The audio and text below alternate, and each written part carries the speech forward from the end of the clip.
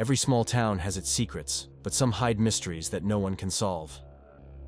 Today, we're going to tell you about some of the creepiest mysteries from small towns that have puzzled locals and outsiders alike for years.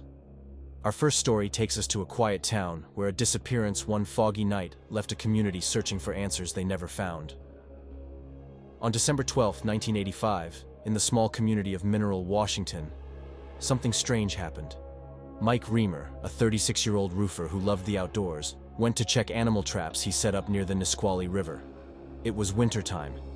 He trapped animals like minks, coyotes, and muskrats to sell their furs for extra money.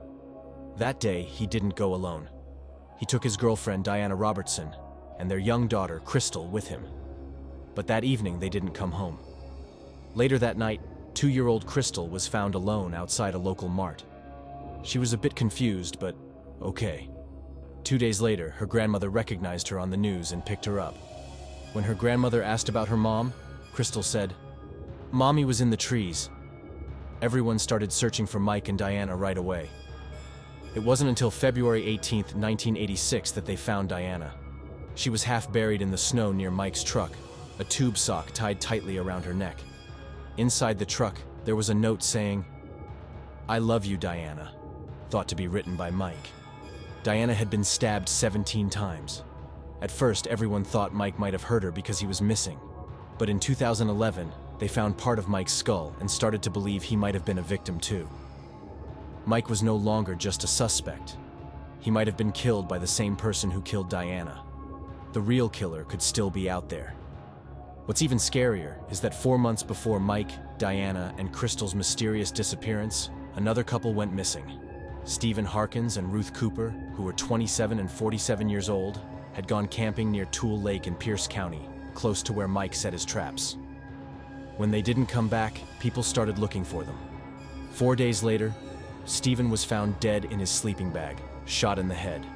Their dog was also found dead nearby. 2 months later, searchers found Ruth's skull. Her body and purse were found not too far from there, about 1.5 miles away from where Stephen was. Ruth had been shot in the abdomen, and she had a tube sock tied around her neck, just like Diana would later. Today, though, the murders of Cooper, Harkins, Reamer, and Robertson remain a mystery. Nobody knows why they were murdered or who did it, and it's more than likely it'll stay that way. Now it's considered a ghost town overgrown by trees, but it's a really empty. Michigan State Police tells us the woman was in her 20s when she walked away from family and never returned to America. We're going back at you. Right again where we're coming for you. More small American towns, this time with secrets, unsolved mysteries. We're on the case. We're not actually going to solve anything. We're just bringing you the information. In Holman, Wisconsin, there's a scary story about a creature called the Man-Bat. This isn't Batman from the movies. It's more like a monster. One night in September 2006, a father and his son were driving their truck down Briggs Road when they saw a huge creature flying straight at them. The dad quickly swerved to avoid hitting it. Just then, the creature shot up into the sky with a scream. Right after this, both the father and son felt sick and had to stop the truck to throw up. Some people think the creature might have made them sick, or maybe they were just really shocked by seeing something so strange and scary. They told the police it was about 6 or 7 feet tall, with big leathery wings, claws, and glowing yellow eyes. Some folks wonder if this Man-Bat might be the same as Mothman, another famous monster, or if it's something entirely different. Next up is the story of a small town that might as well be called Axetown instead of its real name, Saxtown. This place is just outside of Millstadt, Illinois. Back in 1847, it was mostly home to German immigrants. On March 19th of that year, a man named Fritz Stelzeride answered a knock at his farmhouse door and was immediately killed with an axe. The killer didn't stop there. He went inside and killed Fritz's father, mother, grandfather, and siblings, all with the same axe. The next day, a neighbor got worried when he didn't see anyone from the Stelzeride family outside working on the farm. He went over to check and found all the bodies inside, their throats cut deeply. Nobody ever found out who did it or why they would kill a whole family so brutally. Some people thought the family might have been hiding gold on their property, but no one ever found any proof of that. Another theory was that it was done by a family member who wanted to inherit everything. This theory seemed possible because the one family member who wasn't there that day left the country and changed his name right after the murders. But who did it, or why a mystery remains? Enjoying these mysterious tales from quiet towns? Don't miss out on more. Hit that subscribe button now. Let's move on to a terrifying tale from Teller County, Colorado's Woodland Park. When Chuck Murphy was demolishing his old timber cottage in 2008, he discovered something shocking. He found remains of Joshua Maddox inside the chimney, a young man who vanished 7 years before. Joshua's death in the chimney was obvious, but the main mystery remained as to why he had entered in the first place. Joshua was last observed alive in May 2008, having gone for a walk outside his home and never returning. Afterward, in 2015, while demolishing the cabin, his body was discovered in an unexpected location, stuck in the chimney. This discovery made everyone wonder what had happened to him over those years he was missing. Some people think there might have been foul play involved, like maybe someone forced him into the chimney. Others believe he might have been on the roof for some reason and accidentally fell in. Either way, it's a mystery that keeps people talking and wondering to this day. Next up is another mysterious story from Rapid City, South Dakota. It was late at night on June 24, 1994. Tina Marcotti was coming home from her job at a wood processing plant. Her car got a flat tire, so she was stuck on the road. She called her friend Vicky to pick her up, but while they were talking, a car pulled up. Tina told Vicky not to come because her co-worker, Tom Cuter, was there to help her. She hung up the phone, and that was the last anyone heard from Tina. The next day, Tina's boyfriend, Patrick, and Tom both visited Vicky. Vicky told them about Tina's last phone call. At first, Tom said he wasn't the Tom Tina mentioned, but he later admitted he was the only Tom at their workplace. Still, he said he didn't give Tina a ride that night. Patrick asked Tom if he and Tina were having an affair. Tom didn't answer. Later, the police found Tina's car. They checked the tires and saw they had been slashed on purpose. This wasn't just an accident. Someone had planned to stop her. Tom said he was at a softball game that night, not with Tina. He went home late and washed his clothes right away. His wife said he got home around 3:30 a.m. But when the police found blood in his car, things looked bad for Tom. They told him they would test the blood. Feeling trapped, Tom did something drastic. The next day, workers found him dead at his workplace. It looked like he had let a forklift run over him on purpose. Some think he killed himself because he was scared of being caught. His wife thinks someone murdered him. About 16 months after Tina disappeared, her body was found at the lumberyard where Tom worked. She had been hit on the head and left under a pile of wood. The police believe Tom killed her. They consider the case closed, but questions still linger. Next, let's look at a scary tale from Windsor, North Carolina, in 1993.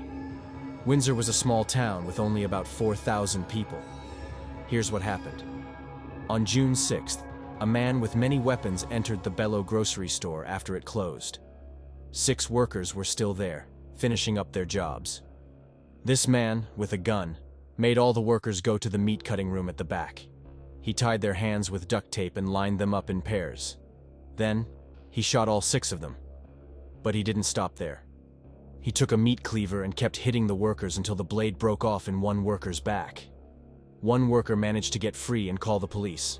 Surprisingly, 3 of the workers survived this awful attack. They told the police what the man looked like, but no one knew who he was or why he did it.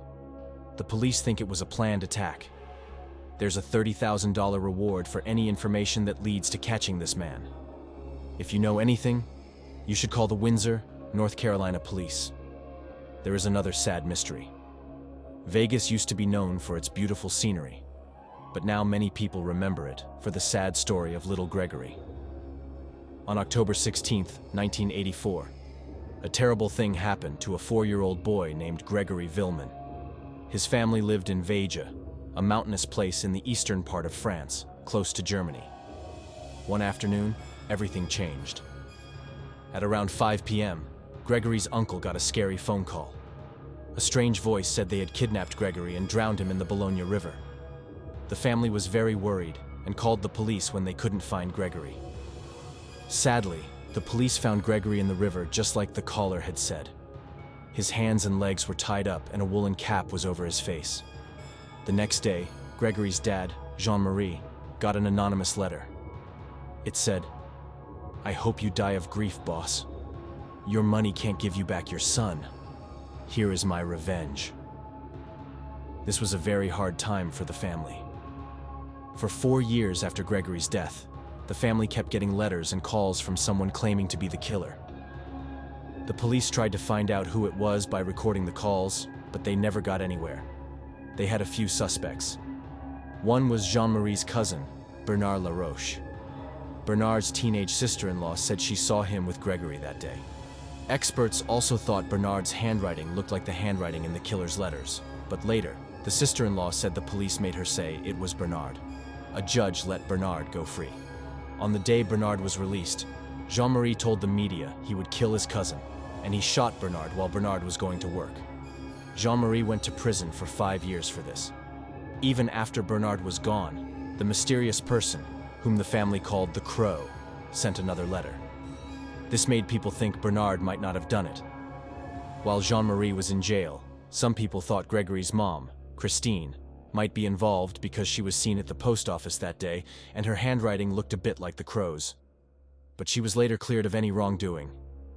Over the years, the police tried everything like DNA tests and handwriting checks, but they still don't know who did it.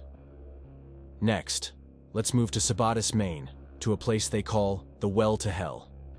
This story goes back to 1956 and involves a local boy and an old well in a graveyard. A group of friends dared one of their friends to climb down into the well. They were all joking around and in good spirits as they started lowering him into the well using a rope. They expected to hear him shout or tug on the rope when he wanted to come back up. But there was only silence, no shouts, no tugs on the rope. His friends quickly pulled him back up. What they saw was shocking. The boy who came out of the well looked completely different. His hair had turned white. His eyes looked strange, like he wasn't himself anymore. It was as if he had aged years in just a few minutes, and he seemed to have lost his mind. He couldn't speak at all, and from then on, he only screamed in terror sometimes. He was taken to a mental institution where he never spoke another word. Nobody knows for sure, and nobody has been able to figure it out since. Some think the well might be a gateway to something terrifying, earning it the name Well to Hell. The next time you think about visiting or moving to a small, quiet town, remember these stories. Even peaceful places can have dark secrets. If you liked this video, check out our other true crime stories. Thanks for watching, and we'll see you soon.